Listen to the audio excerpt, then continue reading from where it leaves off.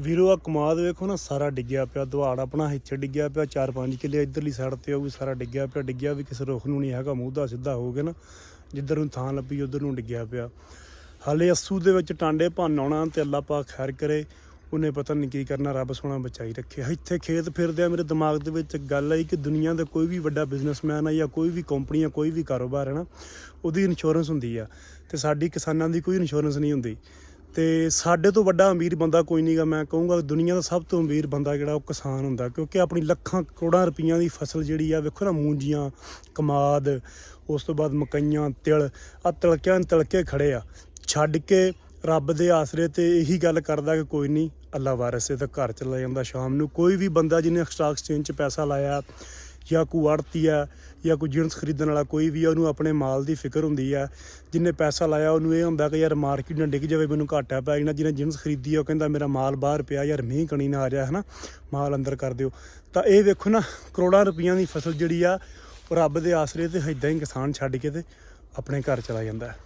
ਕਿਸਾਨ ਜਿਹੜਾ ਉਹ ਹਕੂਮਤਾਂ ਦੀ ਮਾਰ ਵੀ ਸਹਿੰਦਾ, ਉਹ ਆੜ੍ਹਤੀਆਂ ਦੀ ਮਾਰ ਵੀ ਸਹਿੰਦਾ, ਉਹ ਰੱਬ ਦੀ ਕੁਦਰਤ ਦੀ ਮਾਰ ਵੀ ਸਹਿੰਦਾ। ਵੇਖੋ ਨਾ, ਕੁਦਰਤ ਦੀ ਮਾਰ ਹੈ, ਸਾਰੀਆਂ ਮਾਰਾਂ ਸਹਿ ਕੇ, ਘਾਟੇ ਸਹਿ ਕੇ, ਤੇ ਦੁਨੀਆ ਪੂਰੀ ਨੂੰ ਖਵਾਉਂਦਾ ਅੰਨਦਾਤਾ ਕਿਸਾਨ ਨੂੰ ਕਿਹਾ ਗਿਆ। ਫਿਰ ਵੀ ਸਾਰੇ ਘਾਟੇ ਖਾ ਕੇ ਐਡਾ ਵੱਡਾ ਜਿਗਰਾ ਕਰਕੇ ਫਿਰ ਵੀ ਪੱਟ ਤੇ ਥਾਪੀ ਮਾਰ ਕੇ ਚੜ੍ਹਦੀ ਕਲਾ 'ਚ ਹੋ ਜਾਂਦਾ ਕਿ ਕੋਈ ਨਹੀਂ।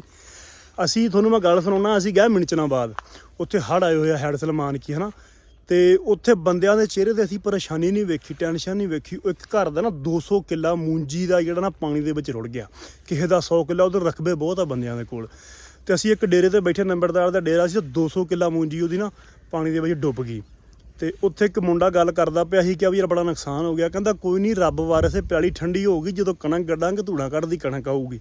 ਮਤਲਬ ਕਿ ਕਿਸਾਨ ਦੀ ਇਹ ਹੁੰਦੀ ਆ ਕਿ 200 ਕਿੱਲਾ ਡੁਬੋ ਕੇ ਵੀ ਉਹ ਬੰਦੇ ਚੜ੍ਹਦੀ ਕਲਾ 'ਚ ਸੀ, ਉਹ ਕੋਈ ਗੱਲ ਨਹੀਂ ਯਾਰ, ਅਗਾ ਕਣਕ ਕੱਢਾਂਗੇ ਤੇ ਬੜਾ ਸਾਡਾ ਮਤਲਬ ਕਿ ਸਾਡਾ ਘਾਟਾ ਜਿਹੜਾ ਉਹ ਪੂਰਾ ਕਰ ਜਾਊਗਾ। ਐਡਾ ਜਿਗਰਾ ਕਿਸੇ ਦਾ ਨਹੀਂ ਹੋਣਾ। ਇੰਨਾ ਮਾਰੂ ਹਾਲਾਤਾਂ ਦੇ ਵਿੱਚ ਵੀ ਕਿਸਾਨ ਹੱਸ ਕੇ ਜਿਉਂਦਾ ਪਿਆ ਕਿ ਜਿੱਥੇ ਕਿਸਾਨੀ ਤੇ ਕੋਈ ਸਬਸਿਡੀ ਨਹੀਂ ਆ।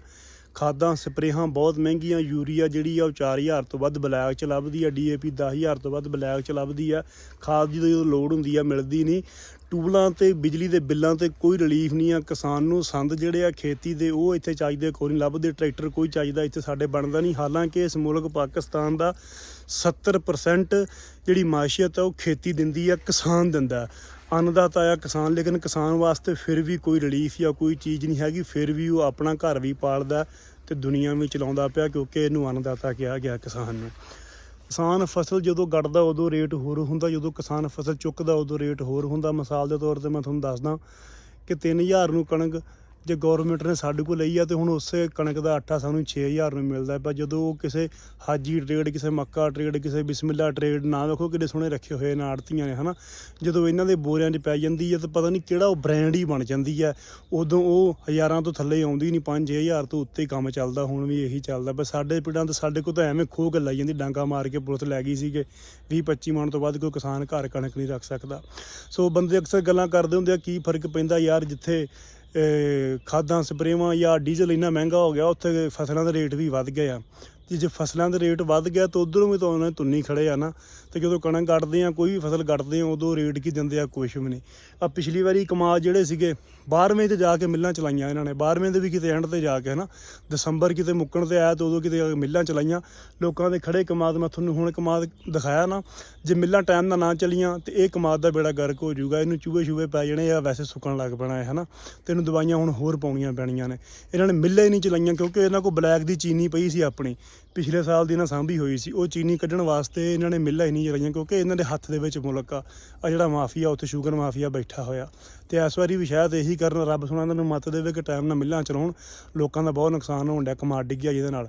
ਬਾਕੀ ਵੀਰੋ ਕੁੱਲ ਮਿਲਾ ਕੇ ਧੱਕਾ ਹੀ ਆ ਤੇ ਚੱਲੀ ਜਾਂਦਾ। ਜਿਹਦਾ ਚੱਲਦਾ ਉਹ ਚਲਾਈ ਜਾਂਦਾ, ਤੁੰਨ ਕੇ ਚਲਾਈ ਜਾਂਦਾ। ਸਾਡੇ ਵਰਗੇ ਤਾਂ ਬਸ ਐਵੇਂ ਨਾ, ਇੱਥੇ ਯਕੀਨ ਕਰੋ ਛਿੱਤਰ ਖਾਣ ਹੀ ਆਏ ਆ ਦੁਨੀਆ 'ਤੇ, ਖਾਸ ਕਰਕੇ ਪਾਕਿਸਤਾਨ 'ਚ ਪੈਦਾ ਹੋ ਗਏ ਨਾ, ਤੇ ਲੀਡ ਕਲਾਸ ਕੋ ਛਿੱਤਰ ਖਾਣ ਹੀ ਆਇਆ। ਚਲੋ ਰੱਬ ਸੋਹਣਾ ਕਰਮ ਕਰੂਗਾ, ਕਦੀ ਨਾ ਕਦੀ ਬਿਹਤਰੀ ਆਊਗੀ। ਚੰਗੇ ਦੀ ਉਮੀਦ ਰੱਖਣੀ ਚਾਹੀਦੀ ਆ। ਠੀਕ ਹੈ ਜੀ, ਜਿਉਂਦੇ ਵਸਦੇ ਰਹੋ। ਤਾਂ ਕਿਸਾਨਾਂ ਵਾਸਤੇ ਦੁਆ ਕਰਿਆ ਕਰੋ ਮੇਰੇ ਵੀਰ। ਸੱਪਾਂ ਦੀਆਂ ਸਿਰੀਆਂ ਮਿੱਧ ਕੇ ਨਾ ਅੰਨ ਗਾਉਂਦੇ ਆ।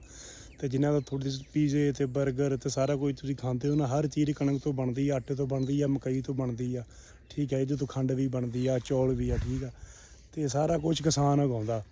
ਤੇ ਇਹਦੇ ਲਈ ਨਾ ਥੋੜ੍ਹਾ ਜਿਹਾ ਦਿਲ ਦੇ ਵਿੱਚ ਸਾਥ ਰੱਖਿਆ ਕਰੋ। ਮੰਡੀਆਂ 'ਚ ਬਹੁਤ ਰੁਲਦੇ ਆ ਕਿਸਾਨ ਵਿਚਾਰੇ, ਠੀਕ ਹੈ, ਆੜ੍ਹਤੀਏ ਮਾਰਦੇ ਆ, ਕੁਦਰਤ ਮਾਰਦੀ ਆ, ਗੜੇ ਮਾਰਦੇ ਆ ਸਾਰੇ, ਇਹਨਾਂ ਵਾਸਤੇ ਦਿਲ ਨਾਲ ਰੱਖਿਆ ਕਰੋ।